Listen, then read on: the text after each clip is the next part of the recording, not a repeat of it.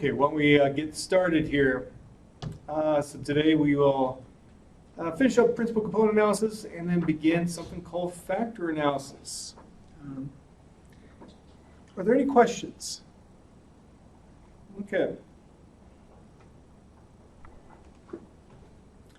So we left off with one more example left to go with the principal component analysis. And as you might remember, when we first started talking about this area, I had rewritten my notes.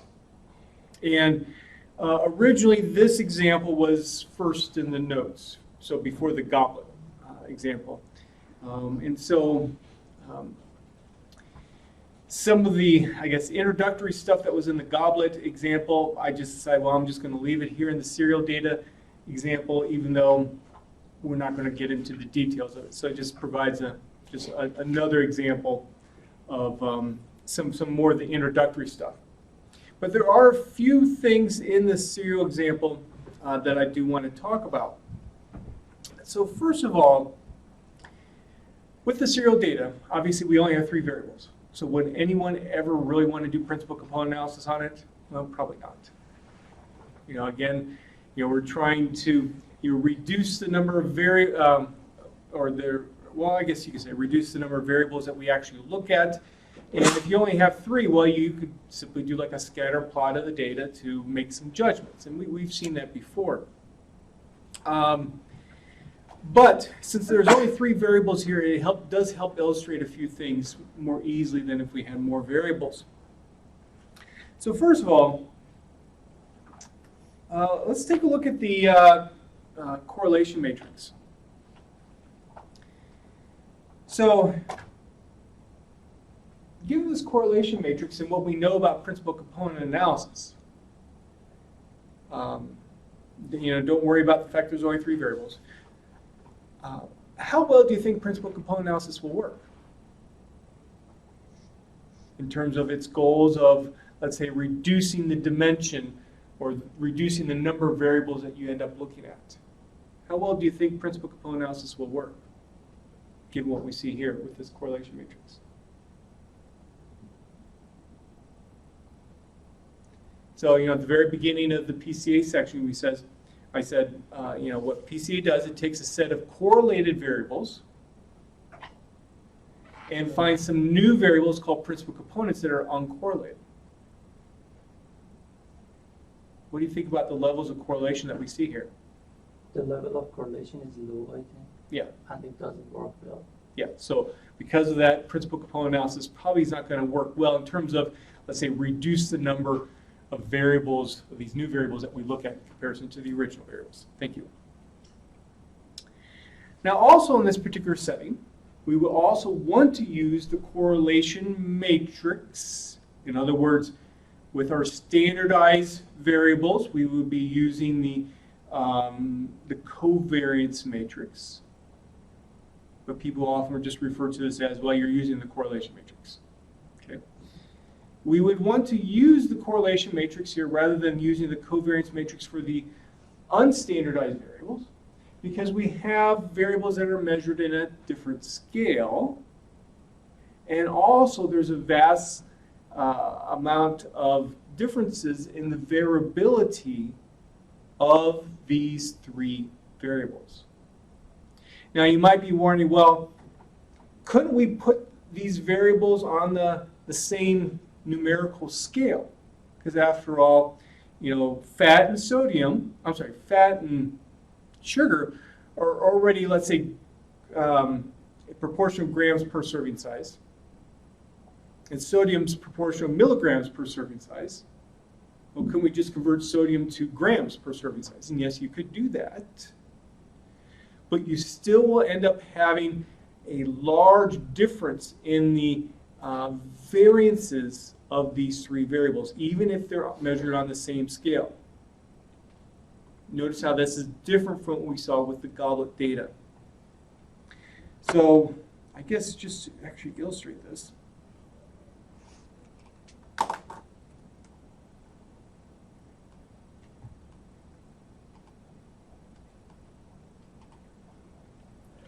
so take a look at sugar versus fat. Look at the variances. we can see that the fat variance is much, much, much smaller than the variance for sugar. So that is evidence that indeed we want to use the correlation matrix. Okay. So to apply principal component analysis here, again, I use the princomp function. I put my corresponding variables here. Notice how I say core equal true. I do a summary of what's inside of my saved object. And so, for example, right here is the square root of lambda hat star 1. So my first principal component has a standard deviation of 1.15. Notice how this second principal component has a corresponding standard deviation that's less than 1. In other words, lambda hat 2 star is less than 1. And remember, one of the criteria that we looked at for figuring out how many principal components that we would want to use would be to look at all of them that are above 1. If it's above 1, we use it. If it's less than 1, we don't use that corresponding principal component. But again, I like to focus on proportion of variance.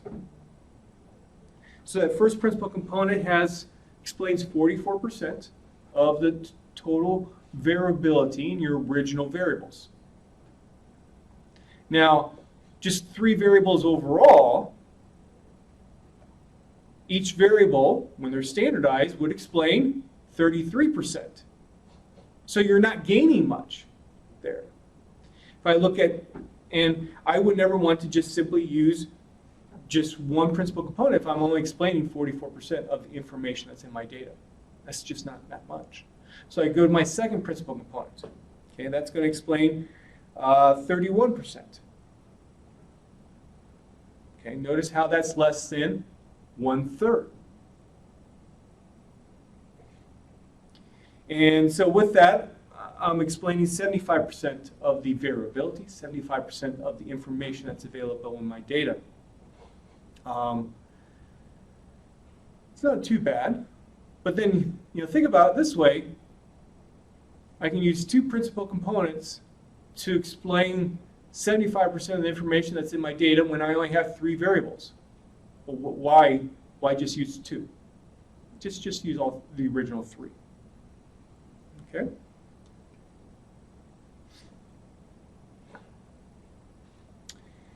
Here's something that's interesting.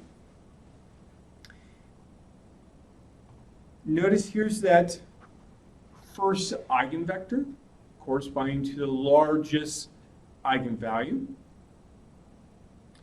How would you interpret then this first principal component? Just give me a simple interpretation. What do you think?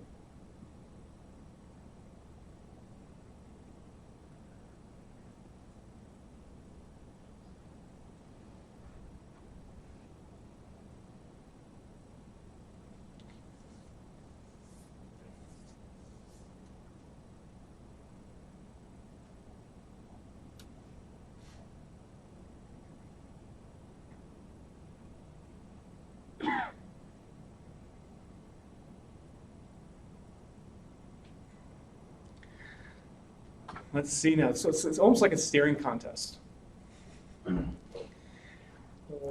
Which means that we have large sugar and fat and small sodium. Well, I wouldn't word it exactly that way. I would say it's a contrast between a combination of sugar and fat versus sodium. Okay. So if I have a high fat, high sugar content cereal, often the kinds that kids like, I'm going to have a high first principal component value.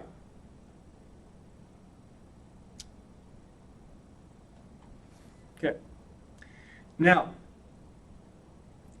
I also use eigen with the correlation matrix, the eigenfunction. notice my eigenvector is a little bit different.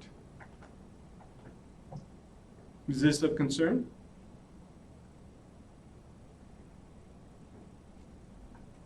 Did printcomp do something wrong?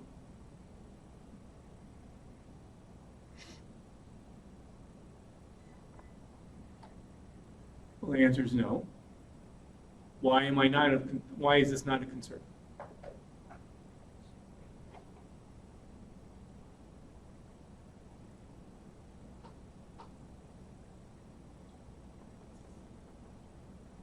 Oh, think about it. What's that? I'm sorry, what? Okay. Well, think about it.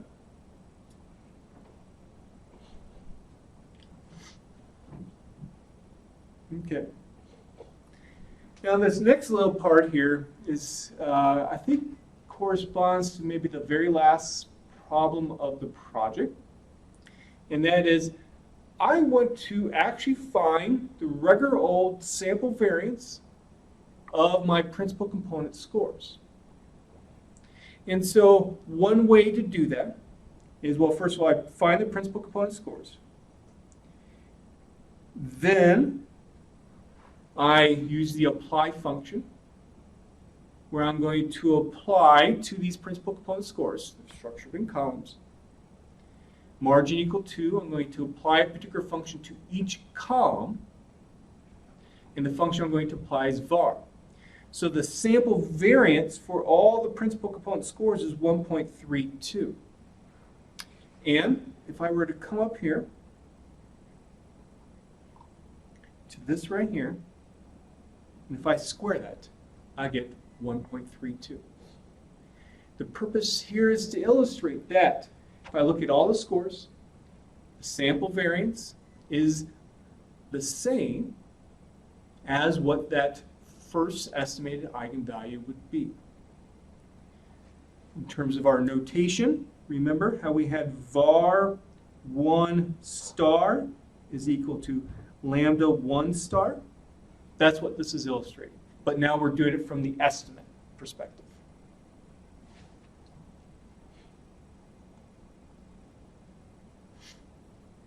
Well, what if, though, we did use the covariance matrix instead of the correlation matrix here? So again, we're using the covariance matrix for our original variables.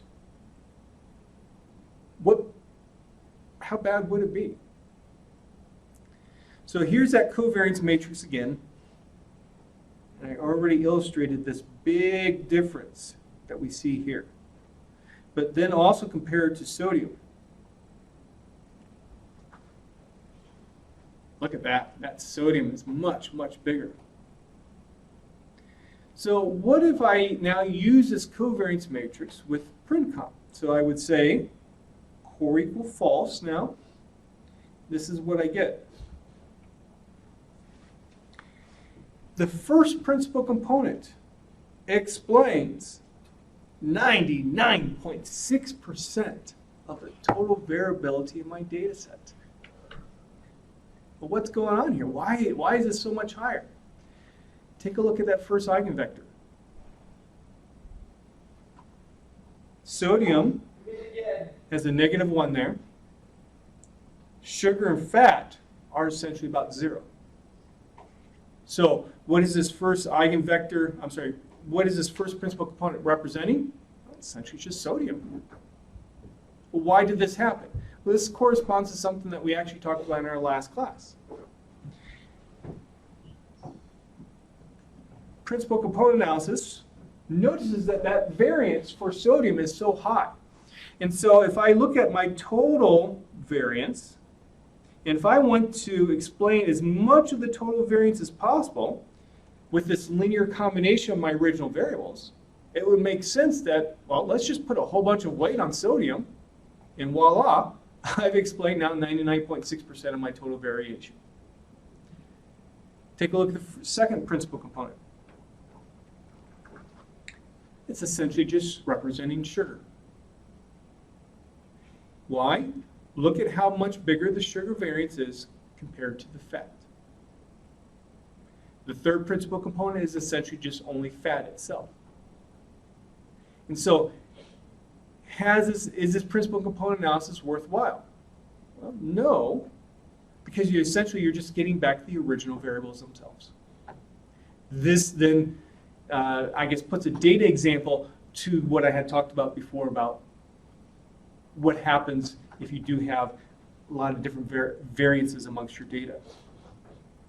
Any questions about that? Okay, some additional questions, and then we'll be done with this section, or set of notes.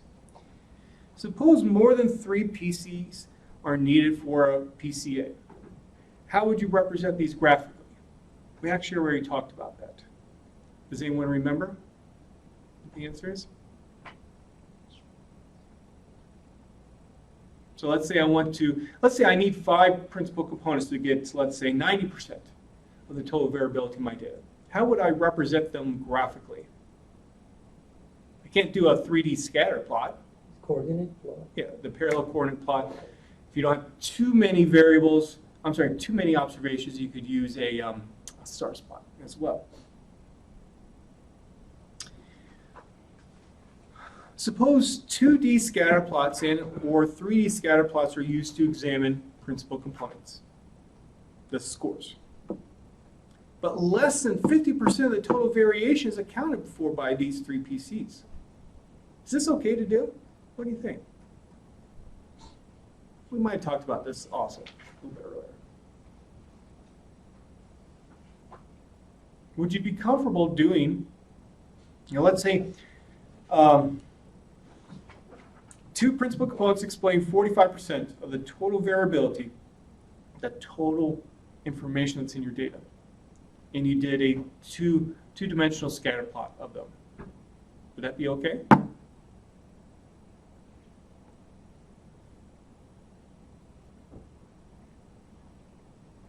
think it's okay. Why? At least explain 50%, so it's good. Well, I mean, it does explain some information about your data, right? 45%. But you could be missing a lot too, right? So it's common to still see people do that, to do the scatter plot, but you really need to say, wait a second, I could be missing some information, okay? And still follow it up with like a parallel coordinates plot, okay? And then lastly here, there are no formal inference methods in this part of the notes. So I'm not doing confidence intervals. I'm not doing hypothesis tests. And you might think, okay, well, you could do it for the lambdas. Maybe that might help you make a judgment of, okay, well, do I need 2 principal components? Do I need 3? But this is rarely done in practice, to use inference in principal component analysis. And the reason is because principal component analysis is often thought of as more of like an exploratory technique. To get an initial examination of your data, for example, rather than this is the final end analysis that you're going to be doing. And so that's why you typically don't see people use inference methods with PCA. Okay. Any questions before we move on?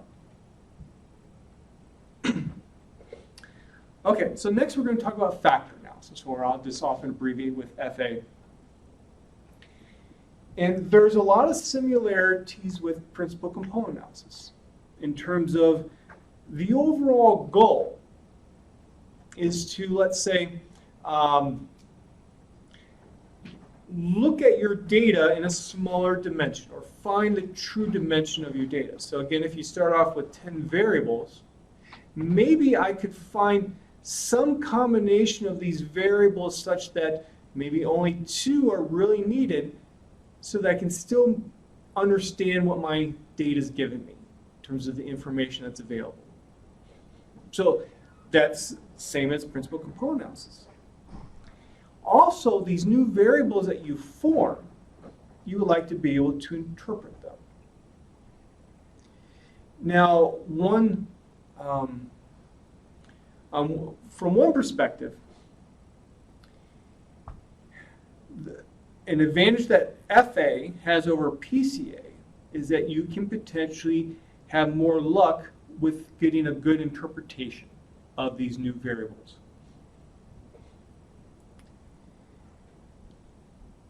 However, getting this maybe easier interpretation has some side effects too. Okay? Now I have to admit that, you know, I will use principal component analysis. I will rarely ever use factor analysis. But factor analysis is widely used, especially in the social sciences. Now, the way that factor analysis obtains these new variables is different. And you'll see as we come along. You'll see more about that as we go along. But, you know, with principal component analysis, we were very interested in the variances of the original variables. In fact, we, you know, said, okay, you know, if I explain 80% of the total variability in my data, that's good. I'm explaining 80% of the information in my data. But you would also think about, well, information though itself shouldn't just only be based upon variances of the original variables. How about the covariances as well? And that's what factor analysis tries to do, both the variances and the covariances. Try to explain those. So here's the classical way that factor analysis is usually introduced in a multivariate course. And it actually goes back to some of the original formulations of the ideas behind factor analysis. I think the very first paper on factor analysis basically used this. And it's kind of a, you know, there's a long history with this. And so the example is, I guess, has some old concepts to it. And here's the classic explanation. You know, suppose we have test scores for a student, and they're taking classes like the classics, French, music. These are the actual ones that were in the paper itself. And so we have these test scores for students. And for each student, we would like to be able to, you know, better understand how these test scores come about. And you might think that, you know, maybe how well a student does is dependent upon two main things. One, let's say their overall intelligence level, if you could somehow measure it. You know, maybe some student who has a really good overall, again, this is the example, has a really good overall intelligence level. Well, you might expect their test scores overall to be higher than maybe the student who doesn't. But also, another, let's say, factor that might come into play with these test scores is that maybe a student really likes French. And maybe doesn't like music at all. And so there might be some subject-dependent factors that could lead to higher or lower scores. And the way that we can put this in a, let's say, a mathematical context then is what's shown here. So maybe overall intelligence level, let's call that F. This is something that's actually unmeasurable. I don't have a, you know, sure you could take like an IQ test or something like that, but that's not getting at it directly your overall intelligence. Unlike, you know, let's say if you measure your height, well, you know, it's only, you know, for me, like 6'2". Okay, that is my measurement, but you can't measure my overall intelligence. And so common to each of these class test scores, we have this overall intelligence. Where how much weight overall intelligence matters corresponds to these lambdas. Think of it like a regression model, like you have a beta. You know, how much weight you put on that beta corresponds to how, let's say, X affects the response. So if, let's say, lambda 1 was 0, that means overall intelligence doesn't play a role at all into the classics test score. But if lambda 1 was positive, then it has a positive effect. If lambda 1 was negative, it would have a negative effect. Okay? Since this F is in each of these equations, F is referred to as a common factor. It's a factor that goes into what the overall test score would be for each of these grades. This lambda is called a factor loading. So notice we're using it, we've seen that loading term before in the PCA section, and it has kind of a similar meaning here in terms of it's like a weight. It's a weight on the common factor. And then lastly, we have these other things that are subject class specific. So they are called specific factors. Notice how I'm using an S there, specific factors. So there are 6 specific factors. And if you and that's actually unmeasurable as well. Think of like with a regression model where you have some independent variables, your x's.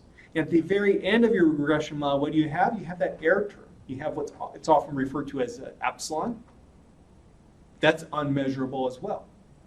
And the goal there is to, let's say, with that epsilon, to look at all the other information that you're not measuring in terms of your x's.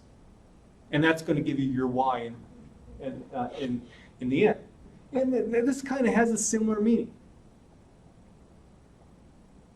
So there are some factors that are specific for a particular course. Okay. And so if you somehow know lambda 1, you know F, and you know that is the Greek letter eta. So if you know lambda 1, F, eta 1, you get that person's classics test score. If you know lambda 2, F, and eta 2, you get the corresponding French test score. Okay. So let's see if I make sure I talked about all this here. So be careful here. We're using this lambda here. Just be careful. It's not an eigenvalue. This is just the common notation that people use, and that's why I ended up using it.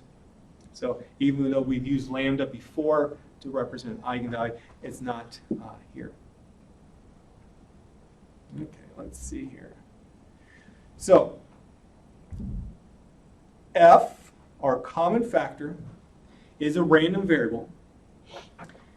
Lambda j is a weight on this F. We will want to estimate this lambda. Eta sub j is a random variable as well. Okay. So what I've just presented to you is what's called a factor analysis model.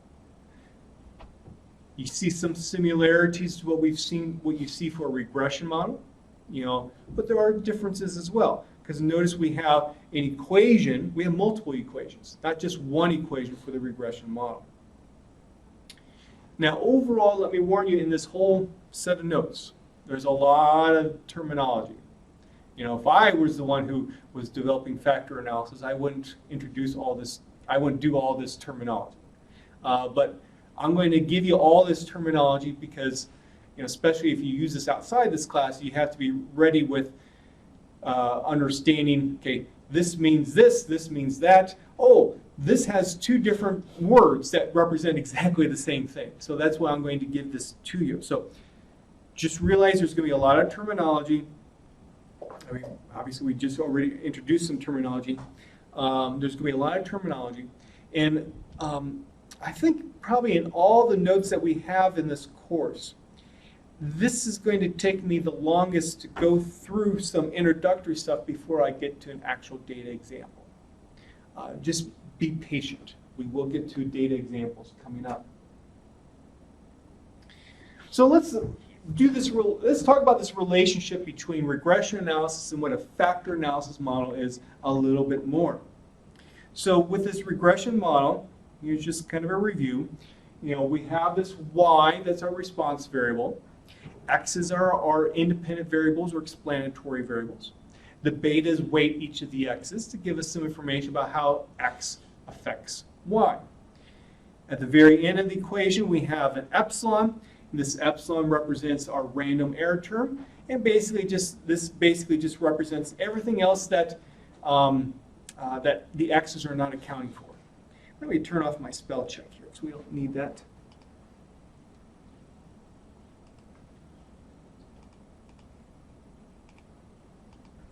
There we go. Now, in this particular case, and I said this earlier, the epsilons are unobservable random variables. They're assumed to be all independent with a particular distribution, mean 0, and some variance out there. Now, for our model, for our factor analysis model, when we write it out formally, there's going to be 3 different representations of it. And I go through the 3 because you're going to see all 3 out there. In the end, we will only primarily, well, I shouldn't say only, we will primarily use just the 3rd one, okay? But it's helpful to see the first 2 because others typically talk about them, and it helps us lead up to that 3rd one. So with our random variable x, so it has p variables in it, okay? We are going to assume that this random variable x, random vector x, has a particular population associated with it. Then there's a mean that exists, a mean vector that exists, a covariance matrix exists. But for now, we are not going to make any assumptions about what the actual formal probability distribution is. We will eventually, but for now, we don't need to do that. And this is what a general representation of the factor analysis model looks like. Again, think about it in the context of those test scores that we just saw. The x's essentially represent those test scores. We have maybe p different classes for these test scores. And I'm going to relate x to common factors and specific factors in the following way. First, suppose x1 is equal to, let's say, some overall mean, mu1. You'll see how we get rid of that shortly. And then we look at deviations from this overall mean. These deviations are represented by my common factors. I'm going to have, let's say, up to m different common factors. Each of them has a corresponding lambda weight with them. Pay special attention to the subscripts here.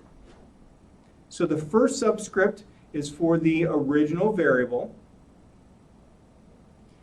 The second subscript is for the which common factor are we talking about.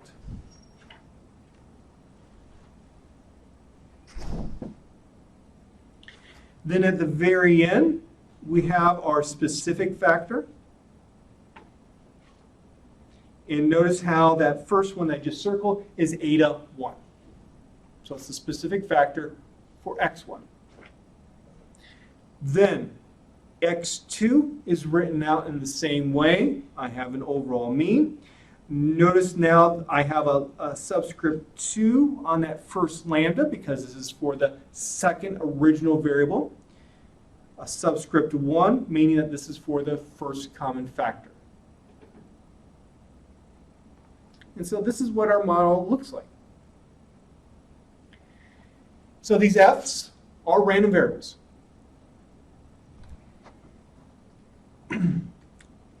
And just to maybe simplify some of the terminology, so I end up using something an abbreviation called IID there. Maybe you've seen it before. It's used more often in a mathematical statistics course. I just decided to say, no, I probably didn't need to use that terminology. And we're going to say that these Fs are independent and have the same distribution with them, each with a mean of 0 and a variance of 1. Sorry, I didn't get that. Okay. So in statistics courses, you often see... No, can I ask one question? Yeah, I'm sorry. I mean, that lambda 1, 1, you said the first one is like original variable and the second one is the common factor. So in comparison to the lambda f that we had in the before, so in lambda 1, 1 is like a one number in a vector. I mean, no, in a matrix. If we want to, I mean, I cannot connect these to each other. Maybe the problem is that I only have one subscript here. I had two subscripts before. Yeah. And yeah, this was more of a simplified representation, and I only needed one subscript because there was only one common factor.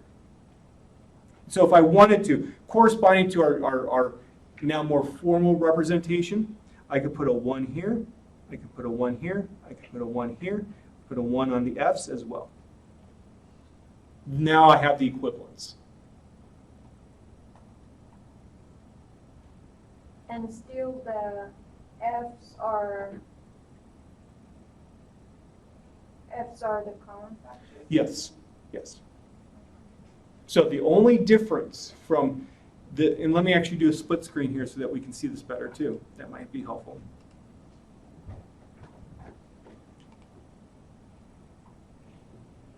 So here are the two different models. Oh, okay, I understand. Okay.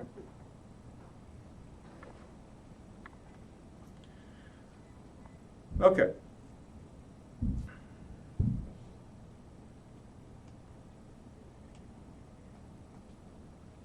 So these F's, again, are unmeasurable random variables, which is, well, yeah, they're unmeasurable or unobservable random variables, another way to put it as well. You know, if we think of it in the context of what a regular regression model is, you know, the F's are kind of like our X's. The only difference is that those X's, you could actually observe them. Here we can't. Okay. Remove that. So these etas, and also remember these F's are all independent of one another. So F1 is independent of F2. So if I had two common factors, and it's going to be one of the big decisions that we're going to have is, well, how many common factors do I need? Similar to how many principal components do I need? If you remember the principal components, principal component 1 was independent of principal component number 2 because they represent distinct bits of information about your data. Same thing here. These common factors are going to represent distinct bits of information about your data problem of interest. So that's why they are independent. Each of these etas, they have a corresponding distribution too. I'm not going to specify what particular distribution they have, but I'm going to say that they have a mean of 0. Think about the epsilon for a regular regression model. That would have a mean of 0 as well. And each of these specific factors has a particular variance. And we're going to use the Greek letter psi, P-S-I, to represent that variance. And also we allow these variances to be different for each of the specific factors. So that's why you see the subscript j there. So each original variable is going to have a specific factor. This specific factor each has mean of 0 and a particular variance that we'll call psi sub j. Again, these are unobservable random variables.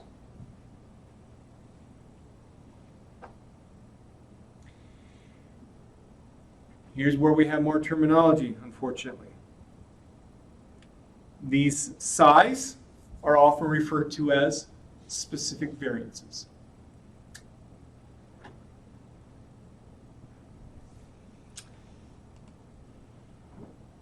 actually continue with that split screen.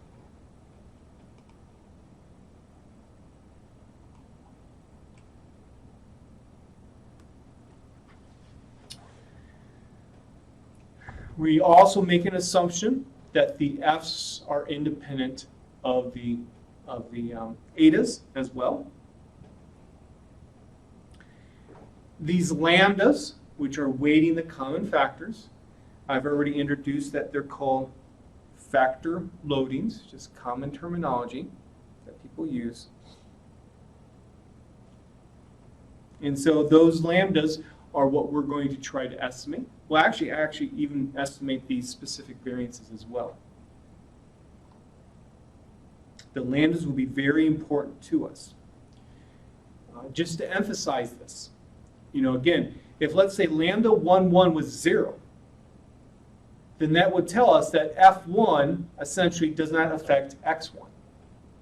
And in fact, what we will do is look down F1. We have lambda 1, 1, lambda 2, 1 down to lambda P1. What those lambdas are will help us interpret what F1 is representing in terms of our original variables. So if let's say if lambda 2, 1 was positive, lambda P1 was negative, and they're far from 0, then that tells us, okay, what the common, and let's say also lambda 1, 1 was 0. That would say that essentially we have a contrast between x2 and xp for what this common factor is representing. This is the same kind of way that we interpret the eigenvectors before. We're going to use that same process here. Okay. Let's see here.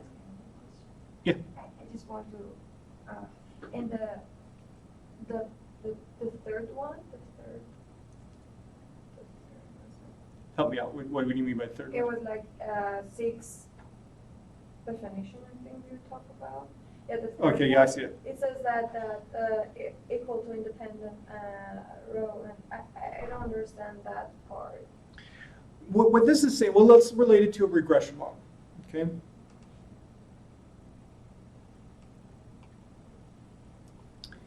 So the common assumption for each of these epsilons is that they are each independent. And so if we think of, let me actually get a new document here that I can write on. So if you remember from my introduction to R notes, we had Y was college GPA and X was high school GPA. And if one wanted to, one could write out a model for that. And I'm going to put a subscript I there to represent, let's say, the ith person. And what this is saying is, let's say, for I equal 1 and for I equal 2, person 1, person 2, what their grades are for high school and college are not affected at all by person 2's grades. They are independent. And essentially, we were saying the same thing here with respect to what these specific factors are representing.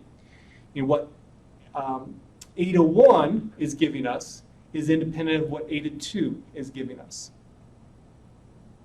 Okay, that's where that comes from. And obviously, these are assumptions. We can think from the high school and college GPA example. Well, where would this be violated? Well, let's say you have 2 students, and one student cheats off the other student. Well, now their grades are connected, and you don't have that independence anymore. Why we don't have the n at the back of parentheses for the second one? Because for the regression one, it's like n0 sigma 2, but for here it's just like 0 and that. Sorry. Yeah. So again, the n represents. It's a symbolic way to say I have a normal distribution. Yeah. For me to write out this model, I don't actually need to make an assumption about a probability distribution.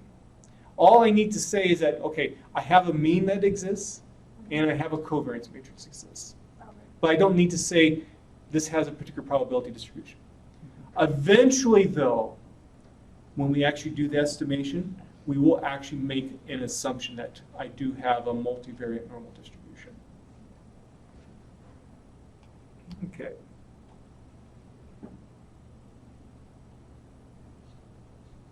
I have a question. Sure. What's the difference between factor loading and eigenvalues? Is there some connection? The similarities are that, you know, now, let me.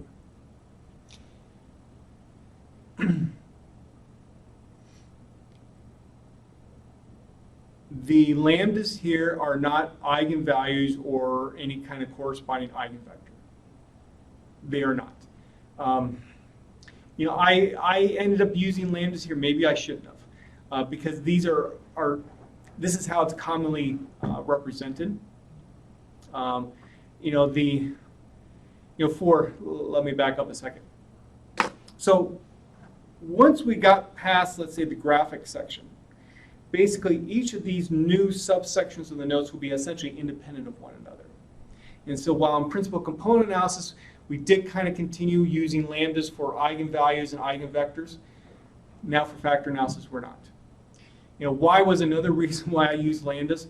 Very often, when people write out linear combinations of things, they often use lambdas, and that's how that notation got used.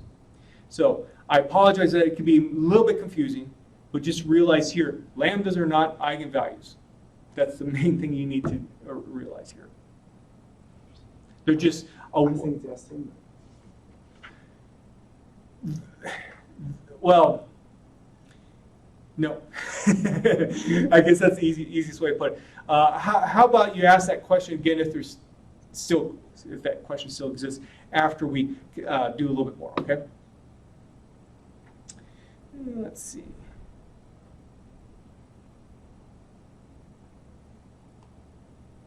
Okay. So, similar to our principal components, you know, we want these principal components to explain as much information about the original data as possible. And we want to have as few principal components as possible too. Now for us, we will want to have as few common factors as possible, but yet still explain as much information about the data as possible. But this information concept, though, will be defined just a little bit of a different way, where we look at the entire covariance matrix. And you'll see that very shortly when I introduce something called factor analysis equations. Let's see here. So I just discussed a little bit about the mathematical assumptions. You're welcome to read that some more on your own. Let's take a look at number 7. Now this, you know, if you end up reading other books, it can be confusing what they do with this mu. So we saw with our factor analysis model, we have this mu1, we have this mu2, mu3, and so on. And some of them will not even put a mu in there. And that's because they will assume that the mean is equal to 0. And they don't necessarily go into details how they can make that assumption. And basically, all that can happen, and now this is going to be my second representation of a factor analysis model. Remember I said there's going to be 3, or we're going to primarily focus on the third one.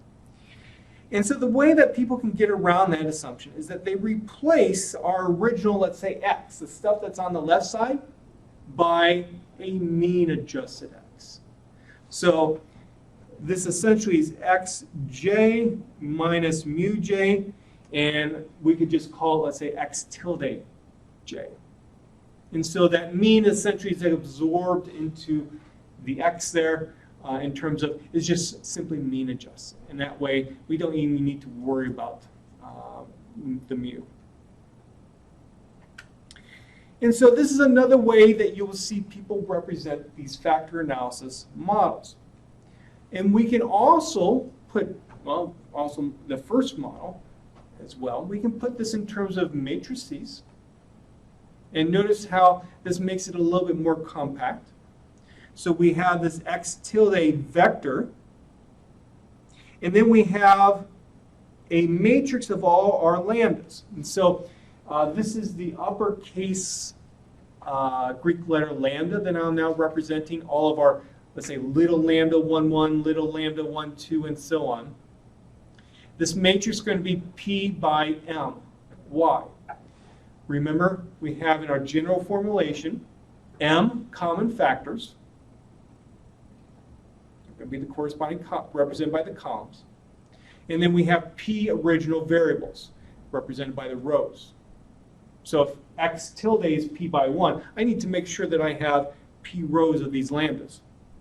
And so let me actually show you that. So this is what my lambda, capital lambda matrix then looks like. This, again, there's terminology here. This is called a factor loading matrix. Makes sense. Then, for my common factors, it's going to be an m by 1 vector. So simply, you put your F1, F2, all the way down to Fm in it. And since this is a multivariate class, then I can say, okay, well, this F has a distribution that has a mean vector of 0, and I as the identity matrix, as the covariance matrix. We've talked about identity matrices a little bit before. Does anyone remember what an identity matrix is? So the values equals to 1. Yeah, all the values on the diagonal are equal to 1. All the off-diagonal values are equal to 0. Well, why is our covariance matrix that? Well, just our mathematical assumption with this model, each of the F's have a variance of 1, and all the F's are independent of one another. So like the covariance of F1 and F2 is 0. That's why.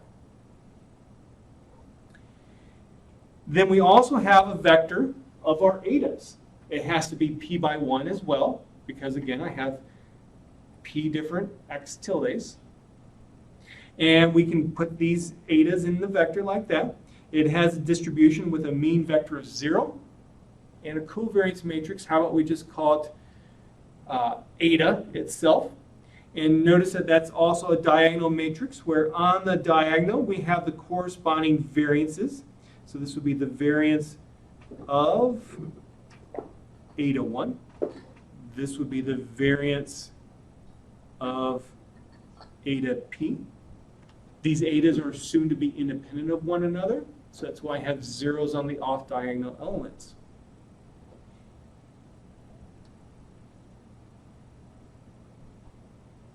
Okay. Now, finally, we get to the actual model that we will typically use. If you remember, well, you should remember, we actually talked about it earlier today. With principal component analysis, we typically we work with the correlation matrix. Or equivalently, you can say the covariance matrix of our standardized variables.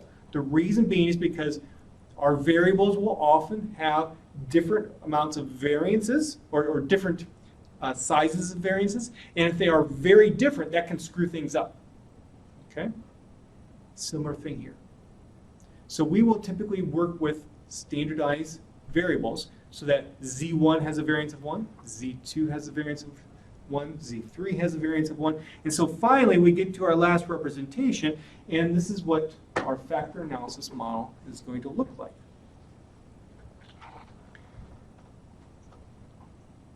So I just put a Z on the left side. And just for emphasis, because I know sometimes this can be easily missed. So notice here I have J equal 1 to P. Well, what does that mean? Well, that just simply means I have Z1 is equal to lambda 1, 1, F1, all the way down to lambda 1M, Fm, plus eta 1. Then I have Z2. I can write it out. Now I have all the way down to ZP, and I can write it out. That's what just what that means. So I still have basically P different equations, one equation representing each of our original variables. I can put all this into a matrix form here. Now, just to simplify the notation, terminology, and stuff like that, notice that I am using lambda, f, and eta there, and I also use lambda, f, eta there. I think it will be clear we're always going to be using this, almost always, standardized variables, and so that's why I just, rather than putting like I did with the principal component analysis section, putting like an asterisk there to say, hey, now we're using standardized. Perhaps that's what I should have just done in the principal component analysis section too. So now remember, just for emphasis, this is going to come up maybe shortly, depending upon how far we get, that covariance matrix for Z is equivalent to the original correlation matrix for the X's. Also, you could say it's the correlation matrix for the Z's as well. Back from the data distributions correlation section when we saw that. Okay. Next. Now we're going to start talking about, well, how can I estimate these lambdas? And the way that we're going to do this is follows. So I'm going to just jump ahead a little bit, and then I'll come back. Let's look at our original factor analysis model, so model number 1, where I have it defined in terms of the x's. The covariance matrix for x, we would denote it as the uppercase Greek letter sigma. With a little, we'll call a little bit of a derivation. We could write this sigma as this.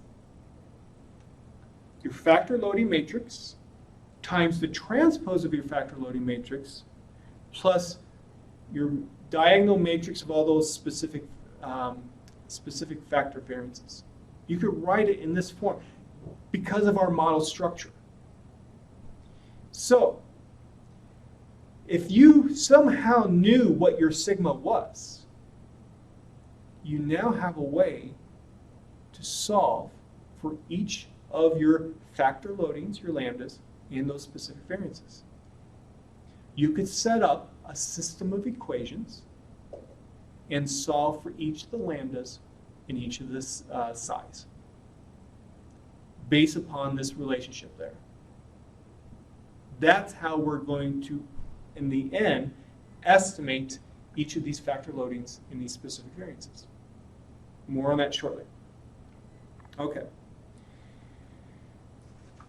So now we come to a part of the notes where I have to admit it would be helpful if everyone had a mathematical statistics course where you are comfortable with deriving variances, you're comfortable with deriving covariances and stuff like that. And I understand that most of you are probably not. So what I'm going to do next is talk a little bit about how these factor analysis, in case I didn't say this, these are called the factor analysis equations. How these factor analysis equations come about. I'm going to give you a little bit of introduction to what the mathematical statistics part is. You are not required to I'm not going to ask you, well, let me put it this way, I'm not going to ask you a question on the test about the stuff that I just highlighted there or the stuff that I just highlighted there. You do need to understand, sorry, oh, give me my highlighter. You need to understand what I just highlighted there, that this relationship exists. Okay? Now,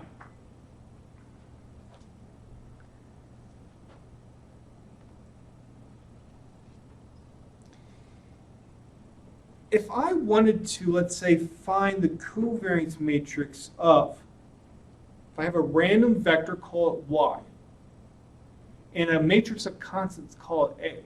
If I wanted to find the covariance matrix for that, that ends up being a times the covariance of y, a prime. Now, why would this be important? let's say, let me move that.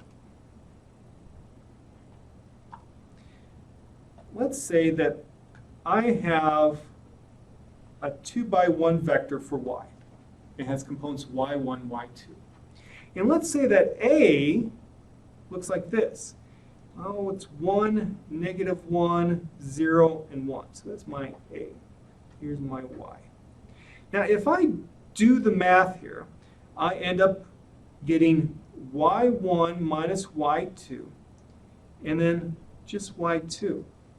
So this matrix of constants, let's call it that, A, allows me to find linear combinations of my values in my random vector. This frequently occurs in statistics. So for example, if you've taken like a Stat 802 course, which is our like experimental design course, and you see this a little bit in Stat 801, but we don't introduce it from a matrix perspective. You know, let's say if I have a vector of mu1, we'll do mu2, mu3. So, you know, often in those kinds of classes, you're interested in doing analysis of variance methods. You want to find differences amongst means. And let's say that I have a matrix that looks like this.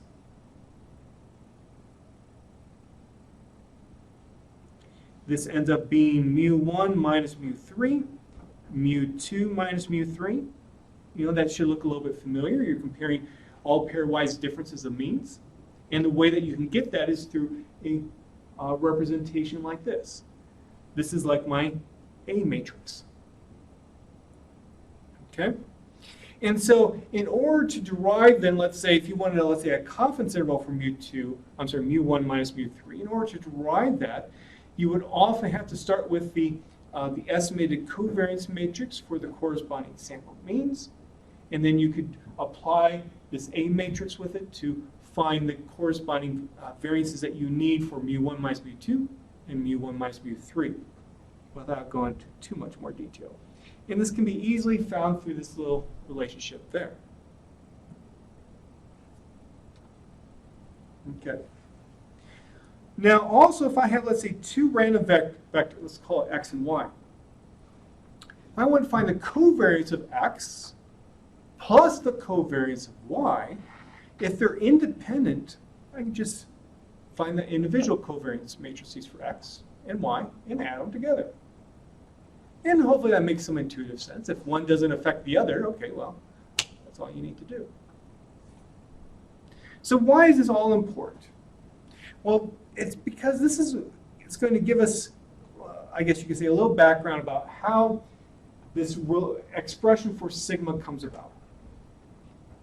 So sigma is just another way to represent covariance of what? Covariance of x. You know, we saw this first in the data distributions and correlation section. Well, what is x? Well, with our factor analysis model, this x is actually lambda f plus eta. Okay? So I can simplify this. Remember how f is independent of eta. So that means I can then write it as covariance of lambda f plus the covariance of eta. Just applying number 2 right there. Then, how about I just write out this covariance of lambda f, write it out in terms of just the covariance of f. So I can factor out my matrix of constants, those factor loading matrices, by applying, you know, what was above, by applying number 1 there. So this lambda is essentially A. The y is f. What is the covariance matrix of f? Well, we just saw that about 10 minutes ago. Remember, we assumed that they each have a variance, each of the f's, each of the common factors have a variance of 1, and they're all independent. So I have an identity matrix as the covariance matrix for f. So that's what this represents right there. And of course, if I take one matrix times an identity matrix, I get that one matrix back. And so, therefore, I'm left with this. Also, remember the covariance matrix of eta, we represent that symbolically by psi. So that's where this expression comes from. This is called factor analysis equation. Okay. And I think I actually added this to the notes. It's not that big of a deal because it's actually like 2 pages ahead. So, what does this, what did I? No, I didn't. This was there before, excuse me. So let me make this a little bit bigger so we can see it better. It's often, let me restate that. While it's helpful to be able to write stuff in matrices, it's still often helpful to write out those common or each of the parts of the matrix so you can better see what's actually inside of it. And so that's what I did here. So here's my covariance matrix sigma. Okay, so sigma 1, 1 would be, of course, the variance of x1. Sigma 1, 2, or little sigma 1, 2, is the covariance of x1 and x2, which represents the dependence between those two random variables. Then I have my matrix of factor loadings, matrix of factor loadings transpose, plus then my psi matrix for specific variances. Okay, let's do some matrix multiplication. So, of course, what you need to do, you take the first row of your lambda, and then you would multiply that essentially by that first column of your next matrix. Well, remember what we have here. We have a transpose. So I could actually write it out in terms of a transpose, and maybe I should have. But what that basically is meaning is that now after I take my transpose, this is going to be my first column. So when I actually multiply those two out, look what happens. I have a lambda 1, 1, lambda 1, 1, lambda 1, 2, lambda 1, 2. And so in other words, I'm just squaring all the lambdas, and I'm adding them up.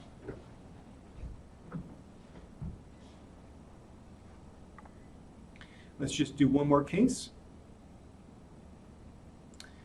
So so that gives me my 1, 1 element of lambda times lambda prime. To get the 1, 2 element, I take the first row of lambda times now what ends up being the second row of lambda because of that transpose again. And so look what happens then is I get the sum of, this is from that first row up here, times that second. And so the end result is I have a bunch of these sums of the lambdas multiplied together.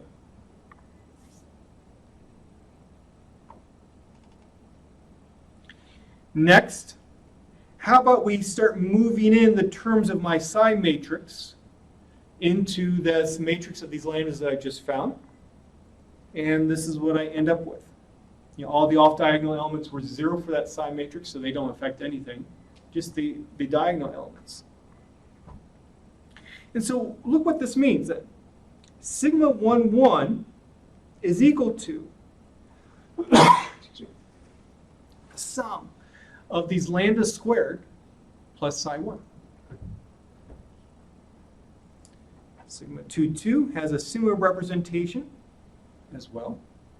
And then the covariances themselves, like little sigma 1, 2, is equal to the sum of these lambdas squared.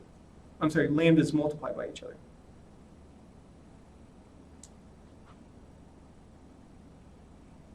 Okay. Let me make this smaller again.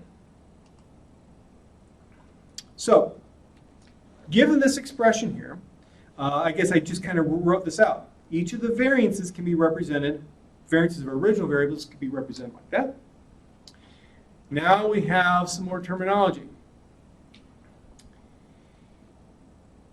The sum of these lambda squares, that's called what's called the communality. Why? Well, this is these are the lambdas on F1, F2, all the way down to Fm, are common factors.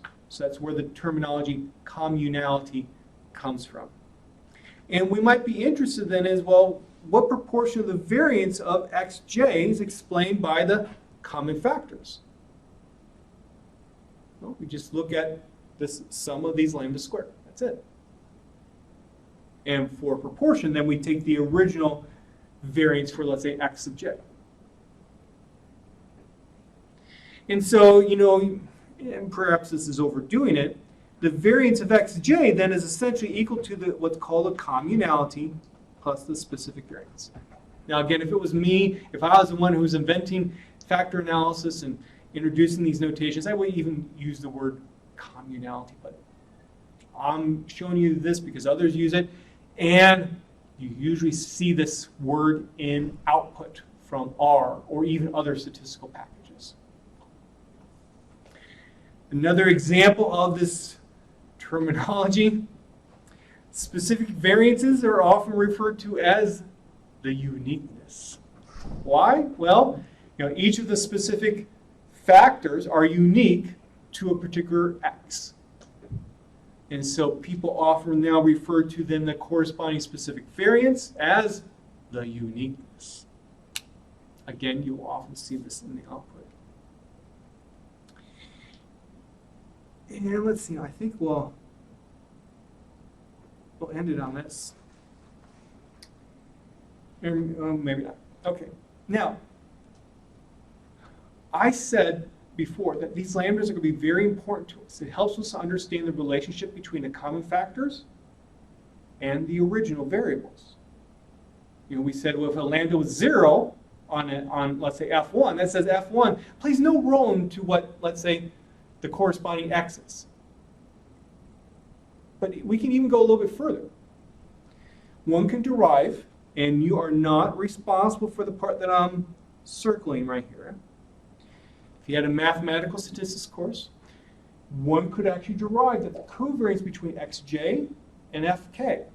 So one of the original variables, one of the common factors, that covariance is lambda jk.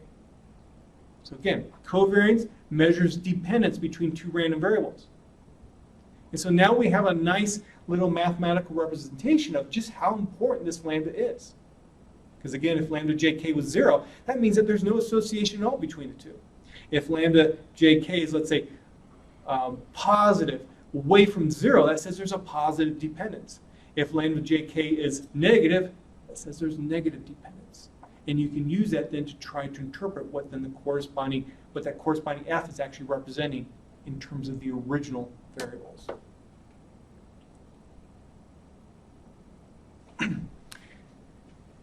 We'll go a little bit farther here. Now remember, we will typically work with the correlation matrix. So that means then the correlation of zj and fk, then when we represent the model in terms of these these standardized variables, that correlation is lambda jk. Also, remember each of those variances is essentially 1, because we're working with standardized random variables.